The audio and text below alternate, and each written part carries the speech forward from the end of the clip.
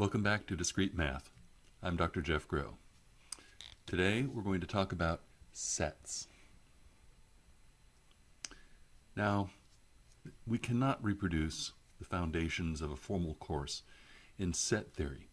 The best that we can do here is to give you a sense of, or a flavor for, how the theory develops. Formally, the term set is an undefined term in formal set theory. However, here we'll find it useful to maybe give you a description, at least, of what sets should be. So I won't call this a definition. It will look like a definition, but it's not really a definition. A set is an unordered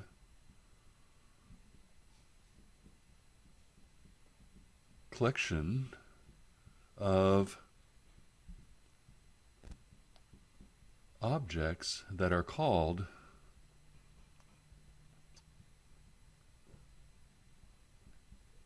elements. These objects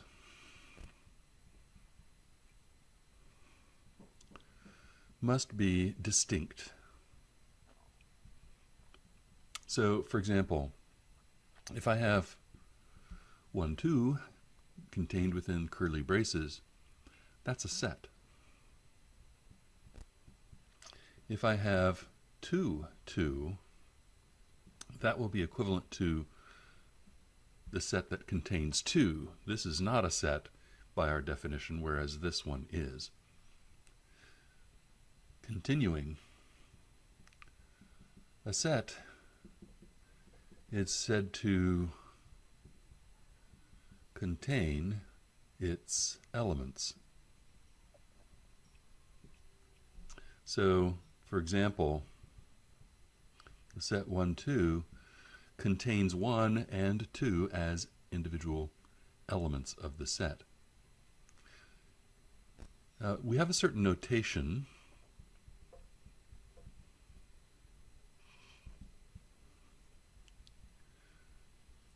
If A is an element of a set S, we write A is an element of S. This symbol, the element symbol, is a stylized epsilon, if you will, and it's written kind of in an elongated form like this. Continuing our notation, if A is not an element of a set S, then we write A is not an element of S. This is naive set theory.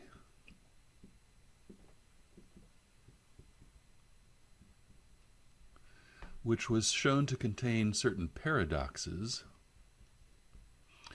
by a man named Bertrand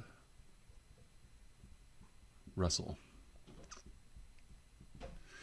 Now, Bertrand Russell, he's a famous mathematician, but also quite a character, and he has a number of interesting videos that you might be able to find online, even though he died many decades ago. He has some old black and white videos that you can pull up and be informed about some interesting topics. Still, in terms of our notation, our notational conventions, we usually, but not always, denote sets with uppercase letters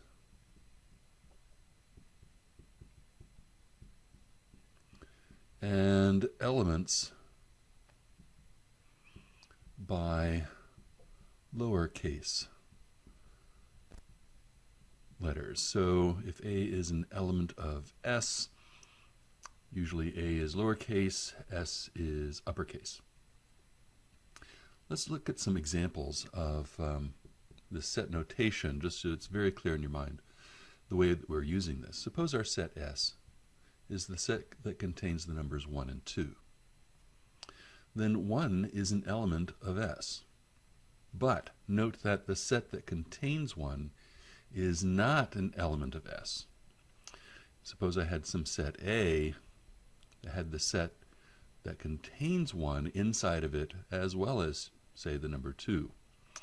You could then say that the set that contains 1 is an element of the set A. That would be true. How do we describe sets? One way is to list all elements bounded by a curly brace. So if I want to list 2, 4, 6, 8, that would be a set, the set that contains 2, 4, 6, and 8. If I want to indicate all even positive integers, I might even do something like this, 2, 4, 6, ... That would give me a different set than the one above, but it would include an unbounded number of elements, an infinite number of elements, 2, 4, 6, 8, 10, 12, and so on. Another way to describe sets is to list some kind of a rule. We have something called set builder notation. And let's suppose I want to describe the set of real numbers from 1 to 2, including 1 and 2, and all numbers in between. We know how to do that with interval notation, 1 to 2. How is it described in set builder notation? It's the set of all x that are elements of the set of real numbers, such that 1 is less than or equal to x is less than or equal to 2. End curly brace. So this would be the set builder notation version of this thing here. Let me give you another couple ways of expressing this set of even natural numbers. Using set builder notation, we can say the set of all n that are elements of the set of natural numbers such that n is even. Or we could say the set of all 2 times k such that k is an element of the set of natural numbers. That would give you the same set. So these are equal to this set above here.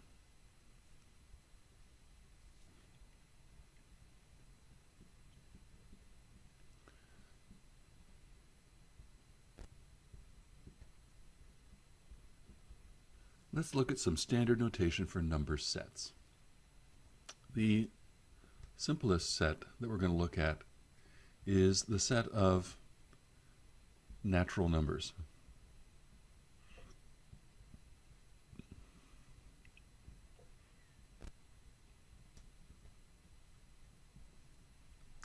One, 2, 3, and so on. Now I have to warn you, the text says that the natural numbers includes 0. And I understand why they do this. Most of the time, when you're developing set theory, which is kind of what we're looking at here, set theorists like to start by defining 0 to be the empty set. They start off with this set notation first. They don't describe any elements. And then they construct various concepts by using just the set notation itself. And they define the number 0 as the empty set. And then the number 1 is like the set that contains the empty set. And so they build up more and more complicated sets using just brackets without really elements or anything. So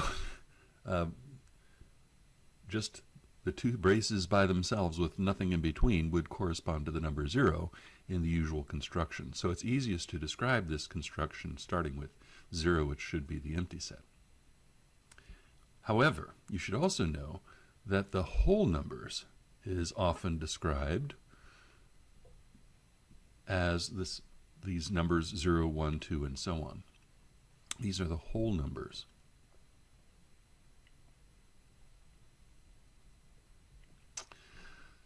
So the set of natural numbers is just a tiny bit smaller, one element smaller. When I say smaller, there may be some connotations there that I don't mean. It turns out it's possible to say that this set and this set have the same number of elements in some context. We'll get into that later. But for now, this set is at least contained in this set as a subset. Next, I'm going to describe the integers.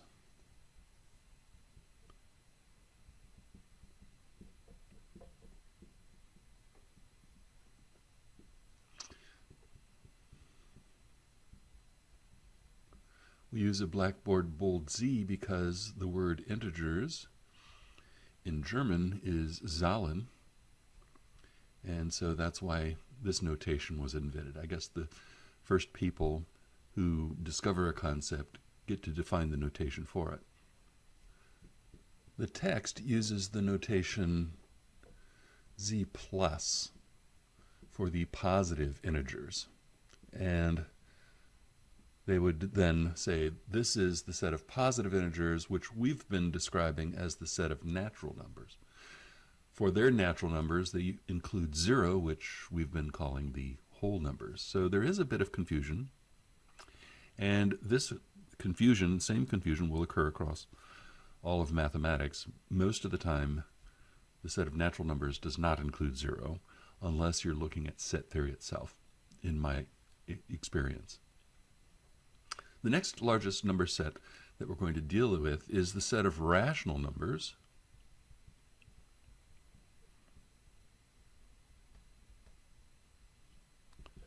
How is the set of rational numbers defined and denoted? We use a blackboard bold Q.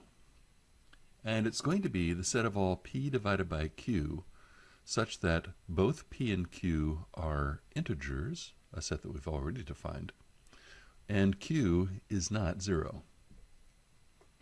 So in other words, the rational numbers consist of all quotients of integers. Notice these have to be integers. They can't be things like p can't be pi, and q2, pi over 2 is not a rational number, even though it's written as a ratio. To be a rational number, you have to be a quotient of 2 integers. The next largest number set that we're going to look at is the set of real numbers.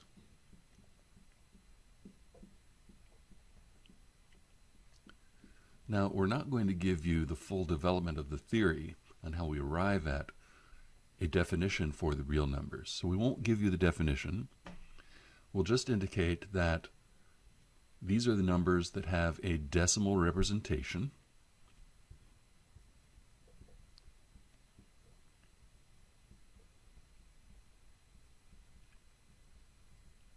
That could go on forever. For instance, if I have 0.111 and so on, I'll put a little bar over the repeated digit so you can get a sense that this continues on forever. The book uses R plus, and this is a common notation, for the positive real numbers. This would correspond to everything from 0 to infinity. Of course, not including 0 because we're talking about positive numbers and 0 is not positive. And you never include infinity because infinity is undefined. A formal definition of real numbers would require us to delve into Dedekind cuts or equivalence classes of Cauchy sequences. Both of those are traditional ways of constructing the set of real numbers, but we're not going to go into that much depth. The next largest number set that I'd like to deal with is the set of complex numbers.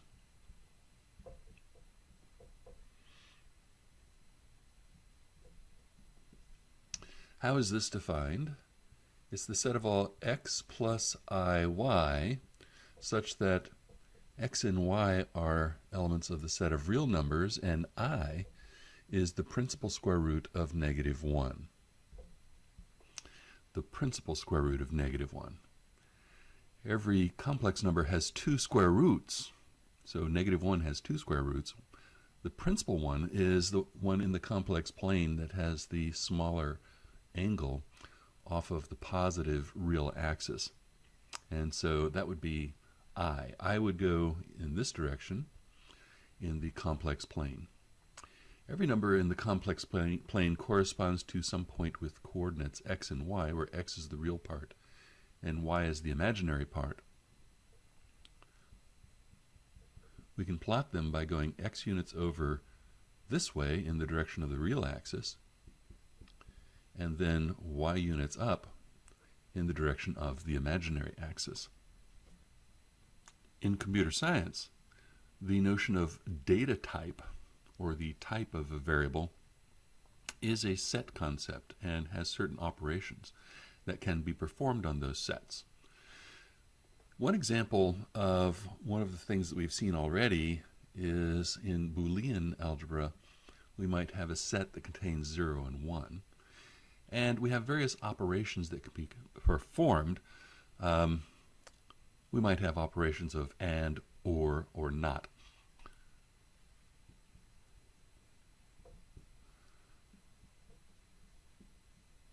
Two sets are equal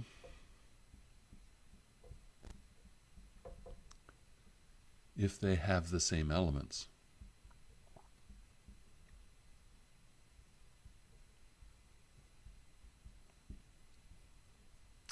And the strategy for proving that set A equals set B is to show that if x is an element of A, you need to show that x is an element of B, and also if x is an element of B, then x is an element of A. If x is an element of A, implies x is an element of B, we say A is a subset of B, and we write A is a subset of B. Sometimes you don't include the equal. So in other words, in order to prove that set A equals set B, you need to prove that A is contained in B as a subset, and also B is contained in A as a subset. Once you've shown these two things, you can conclude then that set A and set B are equal. Remember that according to our description of the notion of set, we said that these are unordered. So if I have A equals 1, 2, and B equals 2, 1, the order really doesn't matter as long as they have the same elements. So you can see by inspection, these have the same elements, and so A equals B.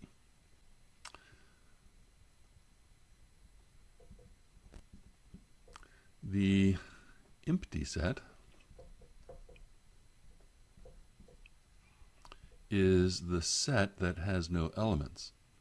It's sometimes also written as a circle with a slash through it. In mathematics, this symbol always is reserved for representing the empty set. In mathematics, we never use this symbol for representing the number 0. We never do this for representing 0. This is always the empty set in mathematics. A singleton is a set having only and exactly one element. So the set that contains 1 is a singleton. Note that 1 is not a set and hence is not a singleton.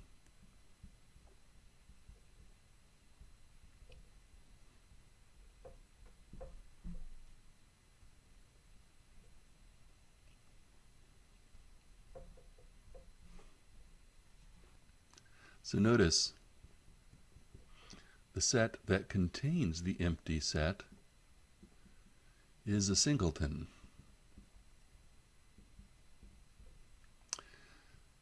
However, if I have the set that contains the empty set along with the set that contains the empty set, this is not a singleton. This set has two elements. The empty set, if I call this set S, the empty set is an element of S, but so is the set that contains the empty set, an element of S. We often describe sets and the relationships between sets by Venn diagrams. Venn diagrams always have a big box representing the universe, a collection of all different possible elements, and the set itself might be described by some collection within the universe. We often use this to describe relations between sets. If I have two sets that overlap, sets A and B, you can see that this is A and this is B, and this is the overlap between them, which we call the intersection. The intersection here is usually denoted by A intersect B.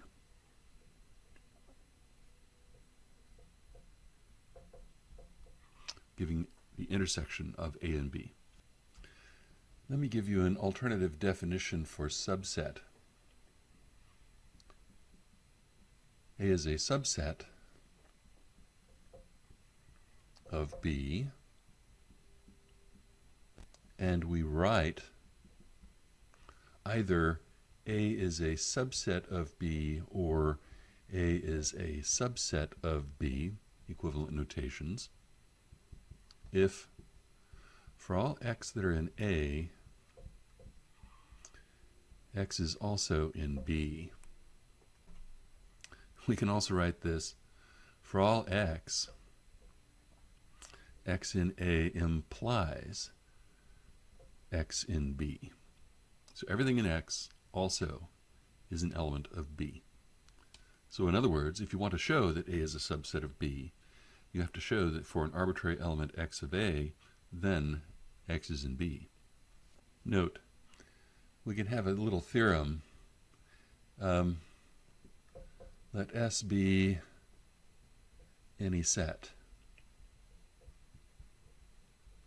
Then the empty set will be a subset of S. And S will be a subset of S. In our proof of property 1, one is true vacuously. You can only show that something is a subset of another set if every element of this set is also an element over here. But there are no elements in this set. So this is vacuously true.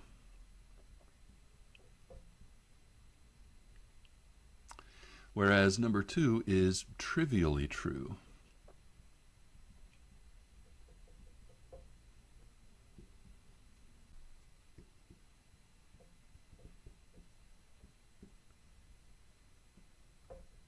We say that A is a proper subset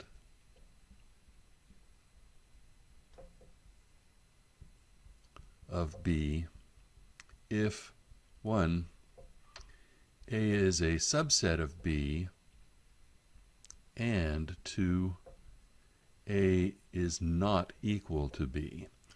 So there has to be something in B that isn't in A. And the Venn diagram for this would be, if this is B, then A is inside of it. A is a subset of B, but A does not equal B. There has to be something over here that's in B that is not in A. In this case, we have the notation A is a proper subset of B. It's a subset, but not equal to. So we put a little slash on the equal to part of the subset symbol. So this will be a proper subset. And it might also appear in your text. A is a subset of B would imply that A is a subset of B but not equal to by leaving off the equal to part on the bottom of the subset symbol. How big is a set? Let's talk about the size of a set. Our definition will be the cardinality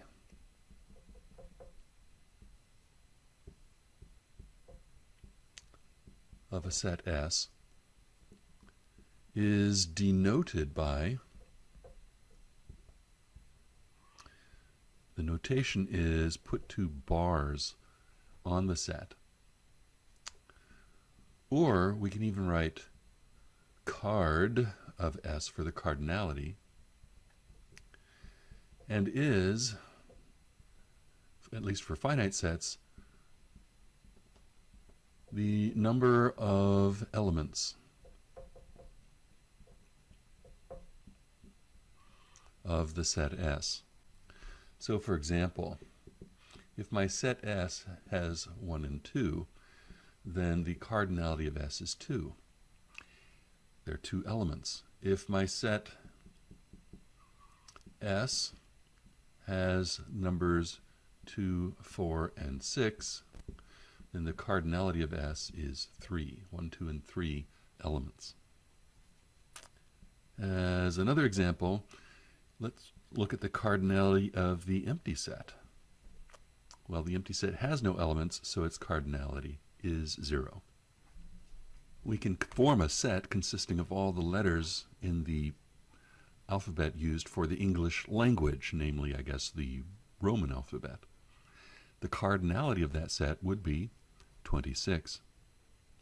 If I were to use the Greek alphabet, the cardinality of the Greek alphabet would be 24. Now, let S be a set. The power set of S is denoted by, we have a fancy P of S, and defined to be the set of all subsets of S. So let me give you an example. Suppose my set S is the set 1, 2. What is the power set of S? It's the set of all subsets. Remember that the empty set is a subset of every set. So I have to include the empty set as an element of the power set. 1 is an element, so the set that contains 1 will be a subset. So is the set that contains 2. But there's one more subset of S that we need to include in the power set. And that's the entire set itself. So the elements of the power set are the empty set, the set that contains 1, the set that contains 2, and the set that contains 1 and 2. Notice that the cardinality of S here is 2. The cardinality of the power set of S will be 1, 2, 3, 4. As some more examples, suppose my set S is the empty set, which has no elements. The power set will be all subsets. In this case, the empty set will be a subset because it's a subset of every set. But S is the empty set, so it has to contain itself as well. But you can't repeat things. A set. Sets have to contain distinct elements. So notice that the cardinality of the power set for the empty set will be 1. It has only one element, the empty set. What if my set S is the set that contains the empty set? The power set then will be the set that contains the empty set, because the empty set is a subset of every set. But in addition, I have to have the set that contains the empty set, because S has to be in there as well. So the cardinality of S this time is 1. There's only one element, the empty set. Whereas the cardinality of the power set will be 2. There are 2 elements of the power set of S. There's a classical theorem in set theory that says that if the cardinality of S is n,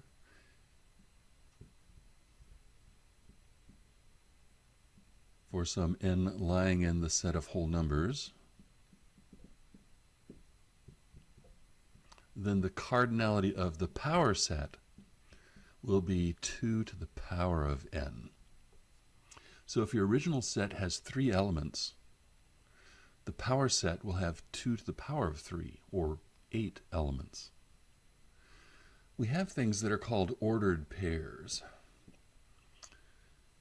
where this is going to be different from the list given the other way around.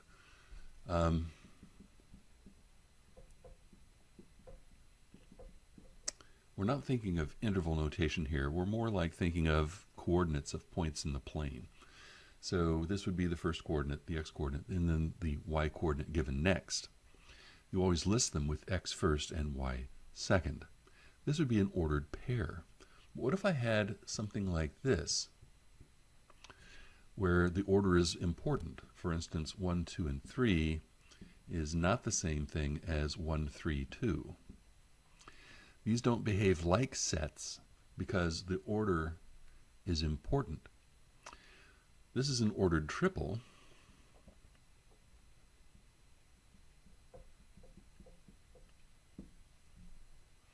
So what if I had A, B, C, D, some kind of an ordered thing involving 4 elements here? This would be an ordered 4-tuple. And if I have, say, A1, A2, on out to some AN, this would be an ordered n-tuple. You use tuple as the name if it has n elements. So if it has 5 elements, it's a 5-tuple. If it has 6 elements, it's a 6-tuple. And we just go with tuple after that instead of the Cartesian product of sets A and B is denoted by A cross B and defined by, and this cross is not a commutative thing. A cross B and B cross A are usually different things.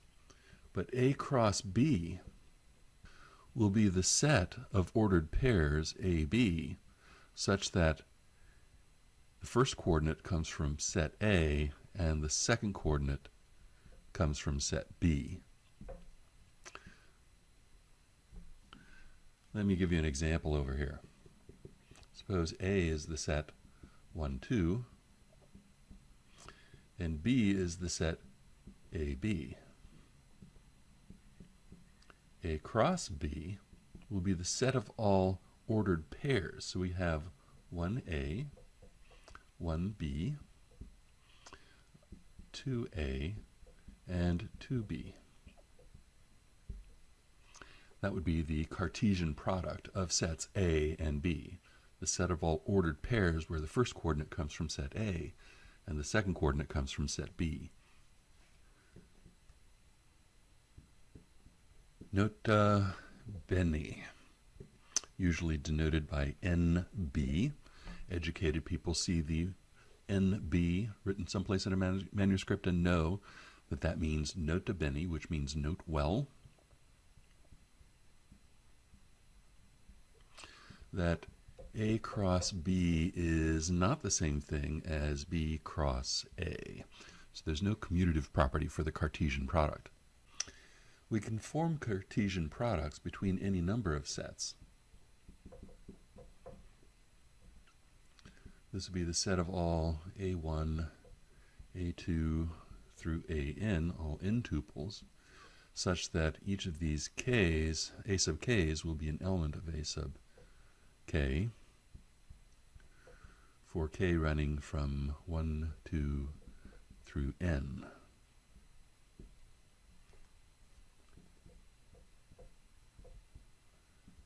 A relation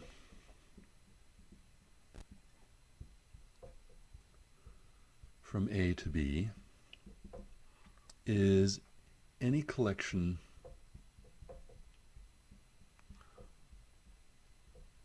of ordered pairs from the Cartesian product A cross B. So any set of points where the first coordinate comes from A and the second coordinate comes from B. Let me give you an example. Suppose I have the xy plane and I have a big oval like this, an ellipse. That is a relation. It may not be a function, but it is a relation. It's just a collection of points. In fact, it remains a relation even if I fill in the whole thing as a solid. The set of all points inside and on the boundary of that ellipse is still a relation. So a relation has a very simple construction. It's any collection of ordered pairs where the first coordinate comes from A and the second coordinate comes from B. Another way of stating this is that a relation is any subset of the Cartesian product of A and B. Now, some more examples of relations. How about all of the points in the upper half plane? That would be a relation. Or all of the points in the lower half plane would be another relation.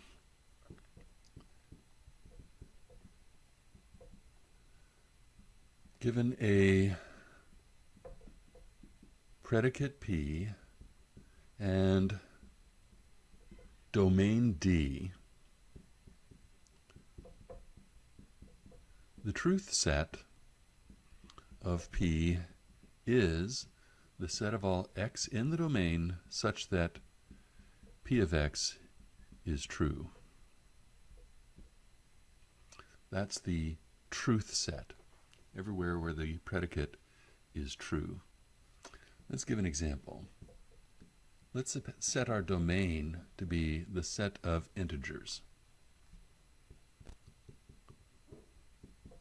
Find the truth sets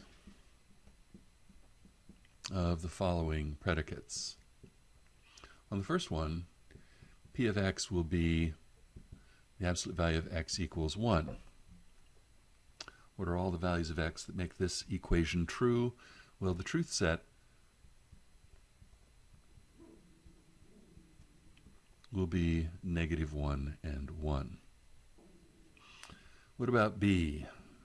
P of x is the solutions to x squared equals 2. But remember, our domain consists only of integers. And the solutions to x squared equals 2, which are the square root of 2 and the negative square root of 2, are not integers. They're not even rational. So the truth set here will be the empty set. I'm going to add a part C to this question. Suppose P of x consists of the rule that the absolute value of x equals x, where our domain is the set of integers. Then the truth set for this particular predicate will be 0, 1, 2, and so on. It only throws out negative numbers because the absolute value of -2 is 2, and that's not equal to -2.